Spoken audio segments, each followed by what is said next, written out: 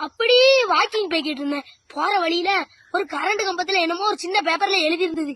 நானும் என்னடான்னு போய் படிச்சா, எனக்கு சரியா கண்ணு தெரியாது, இந்த இடத்துல என்னோட 50 ரூபாயை தொலைச்சிட்டேன், யார் கையிலாச்சும் கிடைச்சிச்சுன்னா இந்த 50 ரூபாய் இந்த விலாசத்துல கொண்டு வந்து தாங்கன்னு எழுதி இருந்தது. எனக்கு பொழுதே போகல. எனக்கு எதிர்த்தாப்புல ஒரு ஆள் வந்தாரு.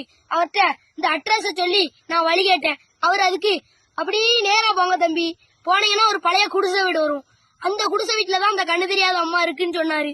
ஒரு நாள் மலைக்கு கூட தாங்காத அந்த ஓலை குடிசை, அதுல எலும்பும் தோலுமா கண்ணெல்லாம் குழி விழுந்து ஒரு பாட்டி. என்னோட காலடி சத்தம் கேட்டவனே அந்த பாட்டி, யாருப்பா நீ அப்படின்னு கேட்டாங்க. பாட்டி, உங்களோட காசு தான் அந்த இடத்துல தொலைச்சிட்டீங்களா, அதை நான் கண்டுபிடிச்சு உங்கள்கிட்ட குடுக்க வந்திருக்கேன் பாட்டி அப்படின்னு நான் சொன்ன உடனே அவங்க ஓன்னு அழ ஆரம்பிச்சிட்டாங்க. தம்பி, ஒரு 2 நாளா ஒரு 30-35 பேர் வந்து பாட்டி உங்க 50 ரூபாய் கிடைச்சிருக்குன்னு வந்து வரிசையா குடுத்துட்டே போறாங்கப்பா.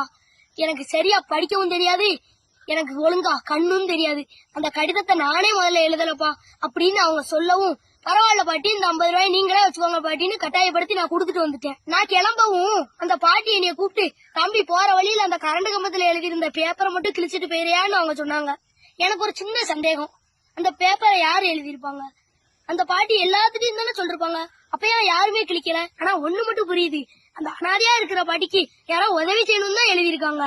அவருக்கு என்னோட நன்றி. நன்மை செய்யணும்னா அதுக்கு 1000 வழின்னு மனசுல நினைச்சுக்கிட்டே வரும்போது ஒரு ஆள் வந்து, தம்பி இந்த அட்ரஸ் எங்க இருக்குன்னு என்கிட்ட வந்து கேட்டாங்க. நானும் அட்ரஸ் சொல்லி அனுப்பி விட்டேன். ஆனா ஒண்ணு மட்டும் புரியுதுங்க, மனிதன் சாகவே இல்ல. இது படித்ததில் பிடித்தது.